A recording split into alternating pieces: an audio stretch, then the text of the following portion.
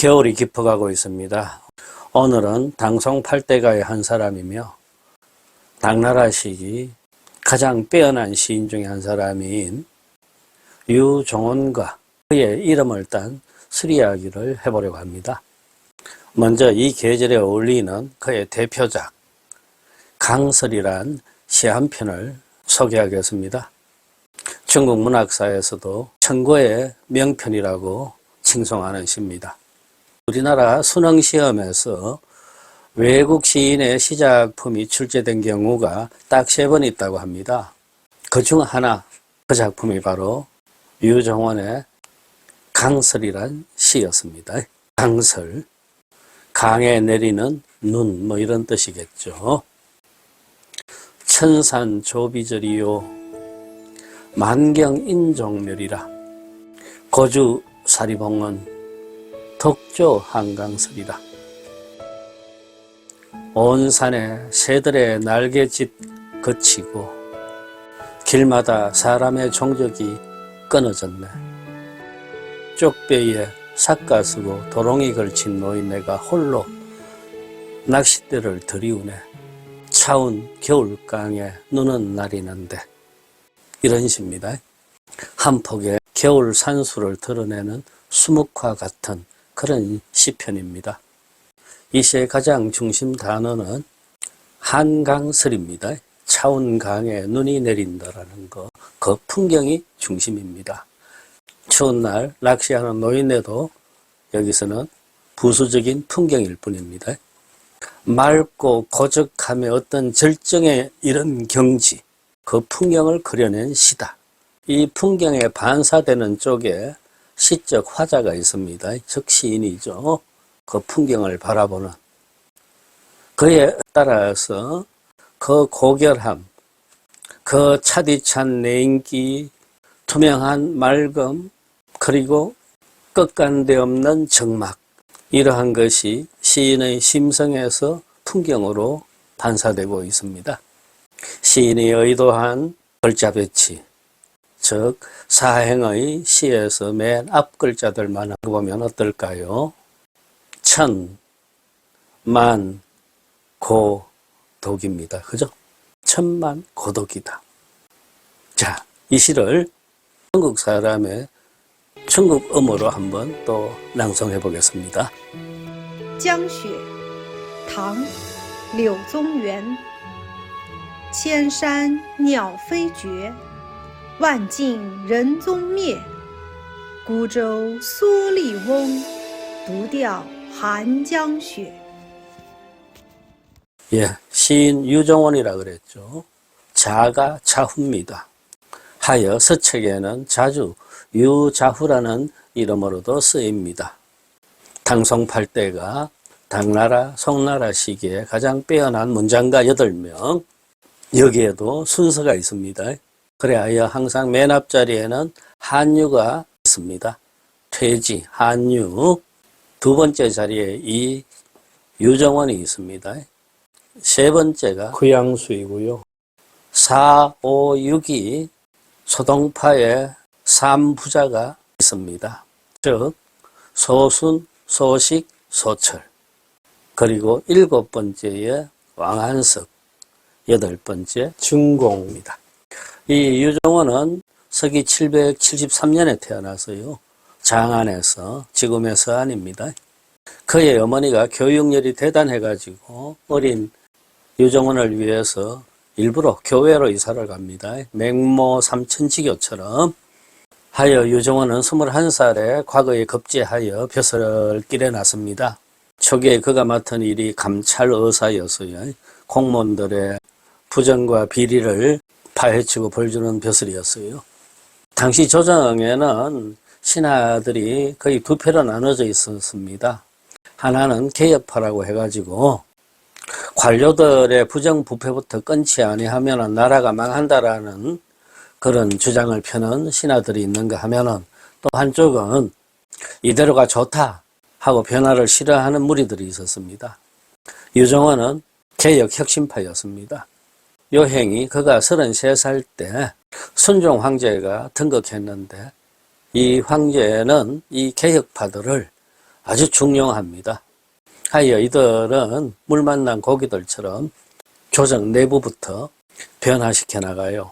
그러자 가장 위협을 느낀 이들은 기존에 비서를 부리던 관료들과 황관들이었습니다.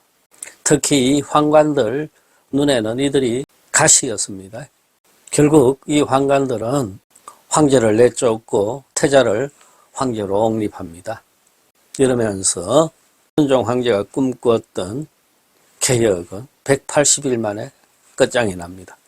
유정원 또한 더 이상 조정에서 버틸 수 없겠죠.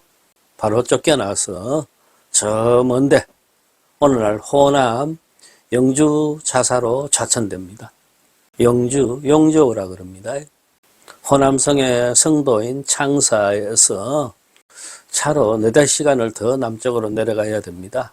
그 영주 아래쪽에 그 유명한 계림이 있습니다. 지방 한직으로 쫓겨난 유정원은 속에서 끓어오르는 분노를 참으면서 공부와 시작품에만 매달립니다. 서울에서는 쫓겨났지만 한편으로는 이 귀양살이가 유정원한테는 절호의 기회였어요. 우리나라도 그렇죠. 주사 김정희가 그렇고 김만중이 그렇고 그 귀양살이를 할 적에 그들의 세상 보는 눈과 학문과 지식이 깊어지고 또 작품 또한 최고의 걸작들이 태어났다 이겁니다. 결국 예술이라는 게 그렇죠. 말했듯이 예술은 불우함과 고독 속에서 피어나는 것이라고요. 어떤 예술가가 홀로 자신이 드리운 정막 속에 오래 있느냐, 그가 결국 최고의 작품을 쓴다. 이런 뜻도 되겠습니다.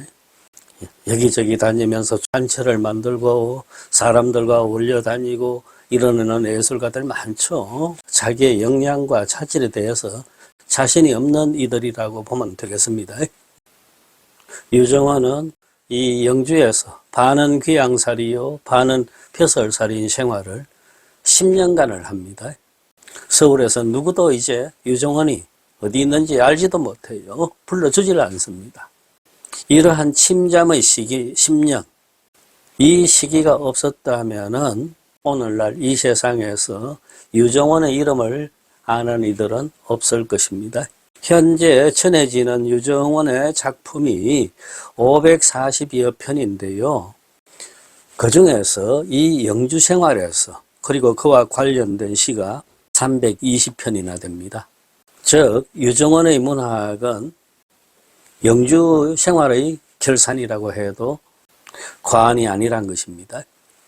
한편으로 유정원의 이 10년 영주 생활, 또 술이 없었다면 가능치 않았을 것입니다. 엄주는 분노와 우울을 달래고 씻는 데만 쓰이질 않고 한편으로 자신을 고양시켜 제한된 경계를 뛰어넘게 해주는 자리에 또 술이 있었다란 뜻이 됩니다. 유정원 스스로 말합니다. 우리가 자연을 바라볼 적에 그 풍경을 바라보는 시선의 문제도 있다는 것입니다. 하여 내가 음주로 인해 감흥이 드높을 때 그 마주하는 풍경 또한 더 다른 빛과 색으로 나를 마주해 준다라고 말합니다. 이 무렵 유정원이 쓴 음주시 한 편을 살펴보겠습니다. 이 적막한 영주 생활 때 유정원이 가장 흠모했던 인물은 도연명이었어요. 하여 유정원의 문학에는 도연명의 분위기들이 많이 우러나오고 있습니다. 도연명의 시 중에 음주라는 시가 있죠. 지금 이 유정원의 시도 똑같은 제목의 음주시입니다. 전부 8행어로 되어 있는데 앞에 4행만 우리말로 옮겨 보겠습니다. 아침에 마음이 편치 못해 일어나는 대로 깨끗이 잔을 씻었네. 술잔 가득 술을 채워 먼저 수레이 조상님께 올린다네. 이 또한 내 우울과 번뇌를 쫓기 위함이라네. 그죠? 얼마나 마음이 무겁고 답답하면은 아침에 일어나자마자 수레이 조상에게 술잔을 올리는 예를 표하고 있을까요? 여기서 수레이 조상은 중국 역사에서 최초로 술을 만들어냈다는 인물, 즉 두강, 의적 이런 인물들을 가리킵니다. 영주 생활 10년이라 그랬죠. 지금 영주를 찾아가면은 그 도로의 관문에서부터 멀리 산 밑에 거대한 흑상 하나가 서 있는 것이 보이는데 그게 바로 유정원 상입니다. 지금 이 호남 영주에서 유정원의 이름을 딴 술이 나오고 있습니다. 그런데 빼갈 백주가 아니에요. 뱀술입니다. 중국에서는 이 뱀술 또한 약술이니까 크게는 보건주에 들어갑니다. 브랜드 자체가 유정원 뱀술입니다. 뭐 우리나라에도 뭐 뱀술 같은 게 있습니다만은 공공연하게 판매되고 있지는 않을 것입니다. 근데 중국은 좀 달라요. 광고까지 막 나오고 그럽니다. 특히 이 뱀술은 중풍, 신경통, 관절염 등의 효험이 있고 강장제로도 쓰인다. 뭐 그런 식으로 크게 광고를 하기도 합니다. 여기 영주에는 여러 개의 뱀술 회사들이 있는데 그중 대표적인 것이 이 유정원 뱀술입니다. 영주 이사과기 실업공사라는 술회사입니다. 이상하다 할 때 이자입니다. 술병에도 달을 이자의 간체를 이렇게 쓰고 있습니다. 이상한 뱀이다 그런 뜻이 아니고요. 이자는 특별한 뱀이란 뜻입니다. 과기, 과학기술 뭐 이렇게 좋은 이름을 붙여놨어요.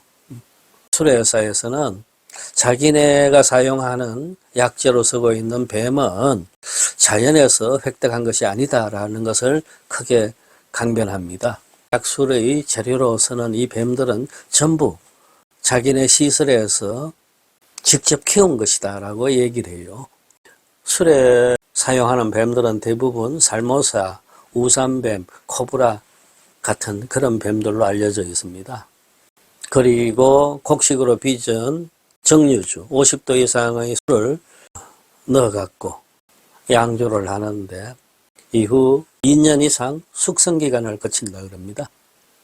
도대체 이들 뱀술이 얼마에 팔리는가 싶어 제가 찾아봤더니 유정원 뱀술의 경우 42도 1리터짜리가 218원이네요. 우리 돈 44,000원입니다. 저는 중국의 뱀술을 구경도 못 해봤습니다.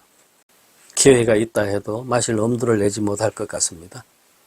호남성 유정원 뱀술 대신에 같은 호남성에서 나오는 유양아 한 잔을 마시겠습니다.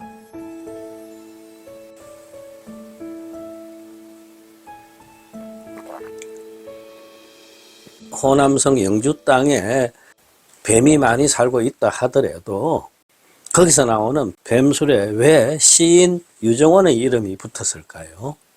그 불우하고 고독했던 한 천재적인 시인, 그와 뱀하고 전혀 연관성이 없어 보이는데요. 유정원이 이 영주에 있을 적에선 빼어난 산문 한 편이 있습니다.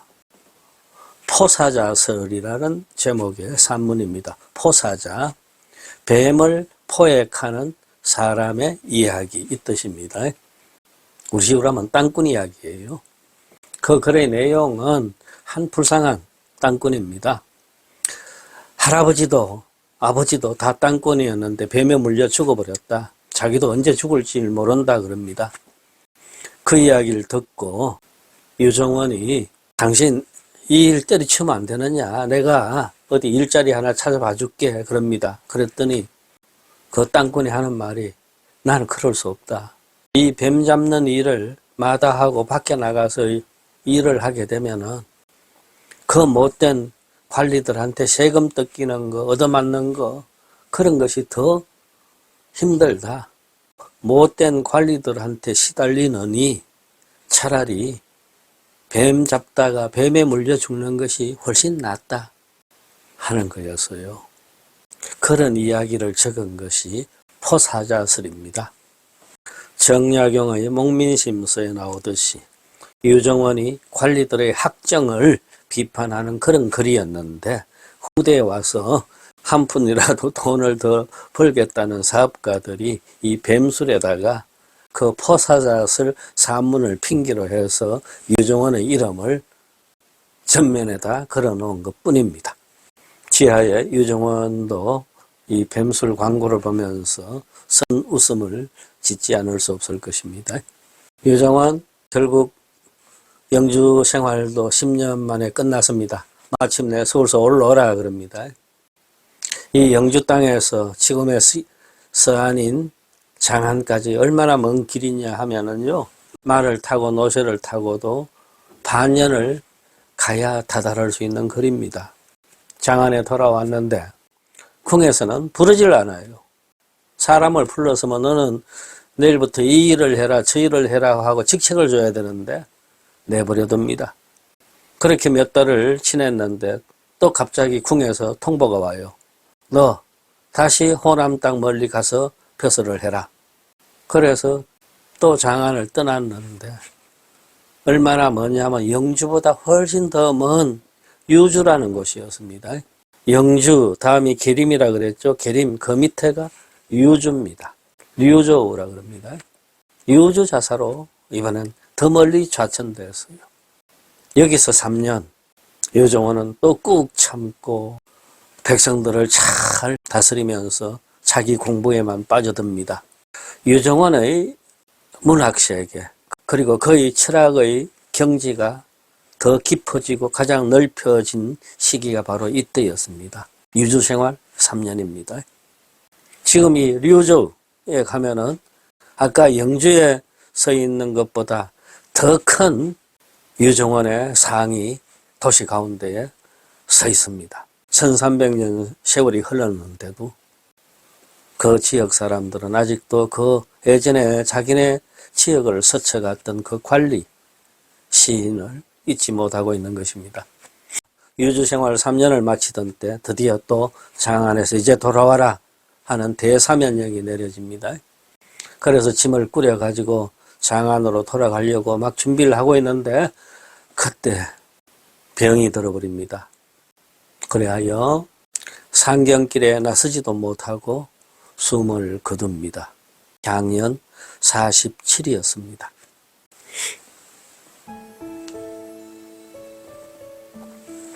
어느 눈 내리는 날 저도 백알잔 기울이면서 다시금 유정원의 시들을 읊어보고 싶습니다.